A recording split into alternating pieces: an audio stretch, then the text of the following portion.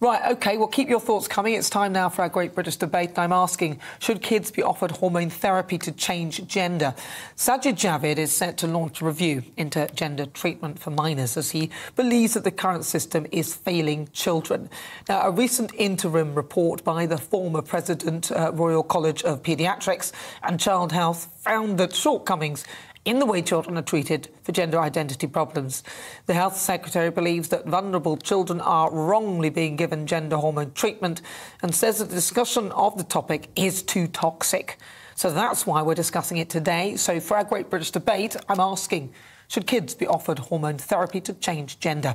I'm joined in the studio by transgender teacher and journalist Debbie Hayton. Debbie, thank you so much for joining me. First of all, we were having an argument there and we were discussing whether a transgender woman is a woman. What's your view? No, we're not. No, that's what I said. Now, you speak to Scarlett about that. I'll talk to Scarlett later. I mean, you're a trans woman. You should be proud of that. Why, you know, own it. There's nothing wrong with that at all. So on this question then, so in your view, what was Sajid Javid actually saying? Well, I think he's absolutely right to say what he said. Children have been let down and children have been put at risk of great harm by this. Children with a number of different possible psychological conditions, we don't really know, have been signed up to this view that they are somehow transgender, they're identified as transgender, and they're seeing this as an elixir to all sorts of problems. And the worry is that they're doing it so soon, aren't they? So what are the risks for you? When did you decide to sort of transition? And, you know, kind of what age were you? And when you were younger, so say before your 20s, where were you in your thinking in terms of your own gender identity? Well, I'd always struggled with gender, and whatever we want to call it, it was something that I'd struggled with. But it's something I could live with because we couldn't do anything about it. So if you can't do anything about it, then you may as well go and find other things to do, climb trees, etc., etc., etc., which characterised my childhood. I transitioned when I was 44. When I found out that other people were transitioning and I could too, and that drove a compulsion in me to do this. But by that time, I'd already had all the children I was going to have. I'd already been sterilised and had to answer all sorts of questions when I did that to say, do I want any more children? Are you sure you don't want any more children? But here we're coming to children who haven't yet reached puberty and saying to them, you can make this decision now, when, you know, they cannot give consent at that age for something which involves very much an understanding what it means to be an adult while they're still children. And this is what's been happening. And Sajid Javid is absolutely right to call this out. What do you think is driving this particular agenda? Because I, for one, can't work it out why this would be as a priority in terms of these gender clinics and the government and the schools, some schools backing this idea that children can decide what gender they are and all. What do you think is actually driving this? Well, it's bizarre, isn't it? You know, we've got issues that children have always struggled with identity and growing up and puberty and adolescence. And suddenly we're saying, look, you can be the other sex. But they can't, but we're telling children that. So what actually is going on here? And is it an attempt to separate us from our physical bodies? Because there is that. People do spend a lot of time online. People do spend time sat in front of a screen when they are separated from their physical bodies. And here's an opportunity to say to people, look, you can separate yourself from the sex that you really are and be the sex that you'd like to be. And whether those sort of ideas on wanting to basically pull us out of our physical presence is what's driving this. I don't know, but something bizarre is going on. But the important point is that children are being harmed by it, and that's something we should address. And if you do go through this process, and I mean, the other couple of weeks ago, I mean, it was detransition day for people who've been through the process, and as they've got older, realise that this is not what they want to do, and a lot of people are going and starting this treatment, and then later on realising I don't want to do this. Is there any way of bringing yourself back to your original gender if you then decide that you... Well, people have talked to me about it, because I look back at what I did 10 years ago and I think, well, what was all that about, really? As I said, it was driven by this compulsion. This was something I really needed to do. I look back now and I think, did I really need to do that? Yeah. You know, what has actually happened here? I don't claim to be any sort of woman anymore. I did. I thought it was some sort of woman when I transitioned. I'm not a woman now. So, you know, what would it mean to detransition, as it were? Well, The problem is that my body's changed quite a bit, and it would be impossible to recreate where I've gone to, and I don't want any more surgery. I don't want any more... So did you actually go the full way and do all the surgery as well? Oh, yeah, absolutely. Yeah, and then in your mind, is there anywhere where you regret it? Because you said you think about it and you think... I don't regret... At the time, my mental health was in such... this compulsion was driving... I was sort of driven by this compulsion. My mental health was in a mess. And transitioning certainly addressed those problems at the time. So I don't regret putting myself in a position where my mental health improved.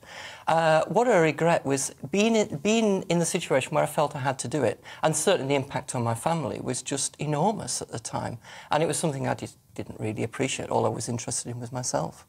So what would you say would be the thing to do for children who are going through the dilemma and the gender identity? How should they be treated instead of given these hormones? Well, we shouldn't be telling children they've got a choice about which sex they want to grow up as, because that's effectively what we're saying to them. We're saying, look, there is this treatment that means that you can choose to grow up to be a man or a woman. You can't. But that's what we're telling children.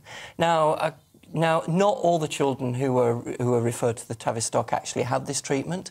Not all children will be referred to the Tavistock because there's an enormous waiting list.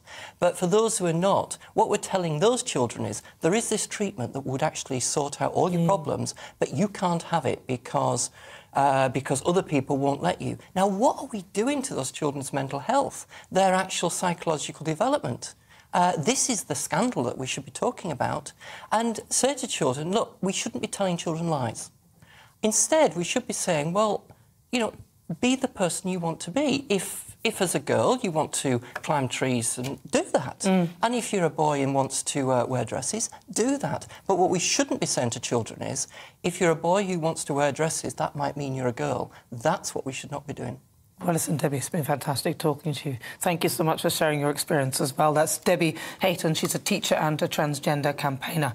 Well, let's have a look at what you've been saying. Elliot says, of course not. Adults should have the right to do what they want with their body, but no child is capable of understanding the full ramifications of what they're being offered, nor is most of it reversible. Fraser says a child is not capable of understanding the long-term implications of major decisions. That's why we don't allow children to drink or smoke. Irene says, I think it's parents who need therapy for even considering putting their children through it. Let's see what my panel make of that. I'm joined by comedian Leo Kearse and also former Labour advisor Scarlett Mcgwire. Right. So let's get it stuck in. Scarlett, just so you know, what we said, I asked Debbie very clearly, is a trans woman a woman? And she very clearly said no.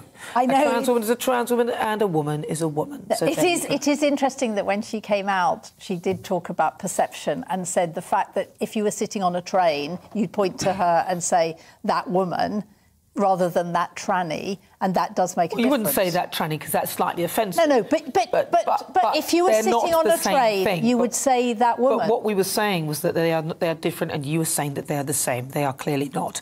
All right, so Scarlett, what do you think then? Should children be offered hormone therapy to change gender? I think in the vast majority of cases that children should be left to decide from day to day, from month to month, what gender they feel like. That I think that during, for the first 15, 18, 20 years of children's lives, that actually they're exploring their sexuality, they're exploring what they are. And the last thing you want is to start making changes that stay there. So what I'm saying is, you know, my daughter was a complete tomboy. My son said, when I grow up and I'm a girl. I mean, both of them, and most children I know, have lots of ways that they're feminine in some ways and masculine in others. And I think that they should just be allowed to develop. And sometimes people, you know, girls want to be boys and boys want to be girls. And that's completely and utterly natural. And it's only when you get to the extremes, when the serious body dysmorphia, should they start going for counselling, and then you think about it. But the whole problem of hormone therapy is it's irreversible. Leo. Yeah, I mean, as Scarlett said, it's irreversible. These hormones, when you put the puberty blockers in, the long-term changes can mean sterility, they can mean stunted growth, and all kinds of problems with osteoporosis and other health issues. So you really want to be holding off on this stuff. And I think at the moment the system in the schools, and particularly the sort of leftist ideologues who've infiltrated academia and teaching, they're almost grooming these children. My friend Nico, so he's got 2 girls, and he said there's a boy at his girls' school who was going through the dressing up box, picked out a Spider-Man outfit, picked out a Batman outfit, and picked out a princess dress, and put them all down. And the counsellor was straight over, being like, "Oh, did you want to wear the princess dress?" Starting the process of putting these ideas in the kids' heads, because children are innocent and are vulnerable and easily guided by people. And of course, if you make it fashionable and if you make it trendy for children to transition, at the moment they've made it. At the moment, if you look on TikTok and play social media, younger Generation Z, are using cisgender as a pejorative. They're using it as an insult. So it's the cool thing to be genderqueer, to be non-binary, to be trans or whatever. And you can see it across the media. It's celebrated everywhere in every institution. So we've made it the cool thing to be. So of course kids are going to be like, "Oh yeah, no, I think I'm non-binary. I think I'm genderqueer. I think I'm trans." I think we need to just calm down a little bit and just let people develop. Do you think that we should perhaps break down the walls of the stereotype of what is masculine and what is feminine? Because then if you sort of leave it open, then nobody really, you're not really affiliated with any particular gender identity. Yeah. But what you're doing is allowing the person to be who they are, irrespective of, what they might be physically. Then they can evolve into that thing and be comfortable about it. Yeah, absolutely. I don't know why leftist ideologues think that, being a man is this and being a woman is this, because it's never been like that. Being a man has always meant anything from Hulk Hogan to David Bowie. Well, you can't multitask, let's be honest. I mean, don't push it. I mean, yeah. I'll be liberal, but also I think this thing about left ideologues. I remember when the Ukraine war burst out, Amanda Platel, no left-wing ideologue, seriously right-wing in the Daily Mail, was going, "Thank goodness for masculinity, look at what the Ukrainian men are doing." Give me a break. I mean, I agree with you. I think there's a whole range. And I remember when my daughter became a complete tomboy, I was really insulted because I thought, well, I've obviously brought her up to not think that women are powerful, right? I mean, and you do wonder why that happens. But I mean, at her school, she wore dungarees for 4 years, and they thought that was fine. And a boy 2 years above her wore a skirt, right? And actually, they were just allowed to. And now, she wears dresses all the time, and he's a married barrister. I just think you just have to be, and I don't think it's adults telling the kids this is cool. I think that's what's cool in school at the moment. What do you think? What do you think is going wrong, though? Because this whole mindset is infiltrating things. I mean, you've got you had Nicola Sturgeon saying that children should be able to, or the SNP saying that children should be able to decide on their gender when they're 4 and things like that. What do you think is going wrong? What's happening? But what do you think is happening? I don't know whether Nicola Sturgeon. Well, she was. Her party was suggesting. Yeah. No, they were. It's crazy, suggesting right? at 4 years old you can't do that. I just think we should be more relaxed about it, and we should be more relaxed about children discovering and their sexuality. Agreed, but what do you think is going wrong, though? Why do you think there's this whole... Because it's definitely happening, even if you want to deny it, it's by people who don't understand the children, who are then desperately trying to push them one way or another. But, I mean, I really don't think it's about left and right. But how have they got so much? There's not very many people on the right, saying to children, dressing them up in dresses and being like... No, and there are a lot of people... There's drag queen story hour. Okay, well, and there are a lot of people on the right who are doing exactly the opposite and saying real men don't cry. Leo, I'm going to ask you... Hang on. That's exactly right. Wait, but that's slightly different. Listen, these are, they're sort of gender stereotypes, and I suppose that is one of the reasons why we're sort of getting a bit confused. But, Leo, I'll pose the same question to you. What do you think is actually going wrong, then, and why this weird mentality is just infiltrating through schools and all sorts, and people seem to be accepting it and evolving it? Well, we talk about systemic racism that's throughout institutions. It means that black people don't get a fair hand in life all the time. There's systemic wokeness. Well, hang on, I don't agree with that systemic thing, by the way, so, just so you know. Well, anyway... Systemic wokeness. All right, well, do you agree with this? There's systemic wokeness throughout all our institutions, throughout the media, through our culture, the cultural hegemony of wokeism. You can see it turn on any ad break, I mean, apart from GB News, any ad break is all, you know, just trans children and the John Lewis advert and, you know, everywhere, like police are painting rainbow flags and everything. You can't get them to turn up to a crime, but, oh, my God, they can't stop painting police cars rainbow colour. Or taking the knee or bending down. I'm desperately trying to think of the last ad I saw. I didn't see the... It was John Lewis, wasn't it? No, but this was Christmas, right? We're now at Easter. The last ad I saw that had trans people in it. There are a lot of ads now, unlike when I was a child, that have a lot of black people in them. I'll give you that. That advertising has moved on from the classic, you know, mum, dad, white, and everybody nice. But I don't think it's very woke. No, it absolutely is. There's a vast overrepresentation of transgender and non-binary and people with green hair and nose piercings in adverts right now. So, I mean, you can't argue, you can't deny that. I mean, maybe adverts tend to be targeted now, so maybe I'm getting, you know, no, you said that. Adverts. Name an advert then, sorry, because you've made a statement. I just want you to qualify. The Virgin advert. What happens I saw this morning. What happens? It's got, you know, just weird-looking people. OK, I think he's qualified that pretty bad. I can't even think what he's talking about. Right now, a radical advert would be showing a nuclear family with a man and a woman and some children. You know what I mean? At the moment, you've got to be a transgender furry on roller skates to get an advert. You haven't been watching a lot of television lately. OK, well, listen, I've got to find out what people who are watching us think. So it's nothing without you guys. So let's welcome our great British voice. This is your opportunity to be on the show and tell us what you really think about the topics we're discussing. Today, let's head over to Lichfield to talk to Sue. Sue is the head teacher at Lichfield Cathedral School. Sue Hallam, welcome to the show. OK, Sue, what is your view on this then? Wow, this is such a topic, isn't it? And again, I think this is a great topic for a great British debate. It's healthy we're having the debate. I think there are much wider issues here. I think we've got to listen to the fact that we're being told that the current system is failing. So whatever that is, it needs a greater degree of scrutiny. What we do know, and what, you know, I experience as a head teacher, and certainly what I know from my colleagues who are head teachers around the country, is that we've got a national problem with young people and mental health, and that's not being dealt with. There is just not the resource out there.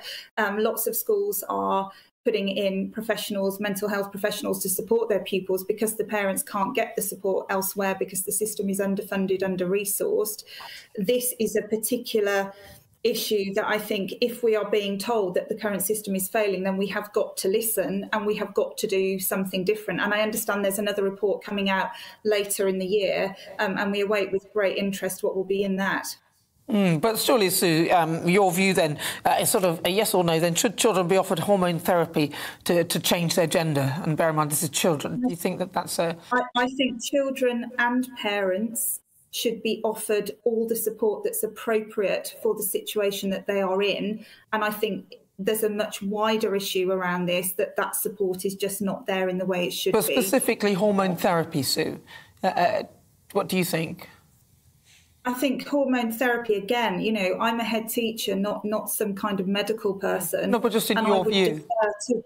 I would defer to the expertise of somebody who knows what they're dealing with. And I think this is, you know, you listen to the other people on your panel and they're talking about how these are decisions that are made that are irreversible in ways that will change children's lives. Clearly, none of these should be taken without appropriate professional guidance. Well, Sue, listen, it's really good to talk to you. Thank you so much for your views, as ever. That's Sue Hannam. She's there in Lichfield. Back to the panel. If you just joined me, I'm with Leo Kearse, excuse me, and Scarlett Mcgwire. We're talking about gender therapy and whether children should be offered hormone treatment, hormone therapy. So, in a word, Leo, what do you think? Yes or no, they should be? No. No. No, wait until they're teenagers. Really? Yeah. Wait until I mean, the age of criminal responsibility is 10. So, and also, I wonder what, you know, this is the thin end of a wedge. You know, if leftist ideologues are saying, oh, children can consent to transitioning at the age of 5, what else are they suggesting they can consent to? It's a slippery slope. I don't think anybody in there at all is suggesting hormone therapy below the age of 10. Yes, it's already been done. I think that what Sue said actually is really important. Is I'm on the board of a small charity in a London borough that's called Open Door that is for mental health for kids. And we've got waiting lists that are months long, much, much better than the NHS. I have to say that we are free, much better. The NHS, I mean, trying to get help with mental health, as Sue said, in her school, trying to get help for people with mental health problems, that's much more important than whether you're doing hormone therapy or not. That is masses and masses of kids are having real mental health problems, and we're just leaving them to it, right? That's what we should be thinking about. Well, I'm going to refer to what Debbie says, which is more that we are looking at this from an adult spectacle and from a child's view. They won't really understand gender at that age, and it's way too young. I think it's a nonsense to be doing that to children. It's, I would almost call it almost a form of abuse, right? But what do you think? I've been asking, should kids be offered hormone therapy to change gender? Lots of you have been getting in touch with your views, and George says, I think there are a million more important things that we should be focusing on. Absolutely. Quite right. What about maths? Remember when schools taught maths? Yeah, remember that. Definitely not, says Katie. They need time, and in my opinion, need to be an adult before any treatment is offered. Dusty says, stop obsessing over trans people. Well, we're not really, are we? It's just a question as to what to do with it. And actually, Debbie Hayton was here, and she felt that it was also not a good idea to be offering children hormone therapy. Ian says, why wasn't this a problem 30 years ago? Why are we allowing people to indoctrinate our kids that they are not what they are? Katie says, definitely not. They need time, and in my opinion, need to be an adult before treatment is offered. I think I've read that one already. Sarah says, I think they should be offered therapy if they are diagnosed with gender dysphoria. If people take hormone blockers at an early age, there's more chance of them feeling comfortable in their chosen gender as they get older. Well, keep your thoughts coming. There's a poll up at the moment as well throughout the show asking the very question whether children should be offered hormone therapy to change gender. And currently, guess what percentage said yes? 2%. 2%. What I predicted. 98% say absolutely, categorically no. I was looking for 100 there. I've never had 100 on there. Well, Keir Starmer's getting 2% of the vote there.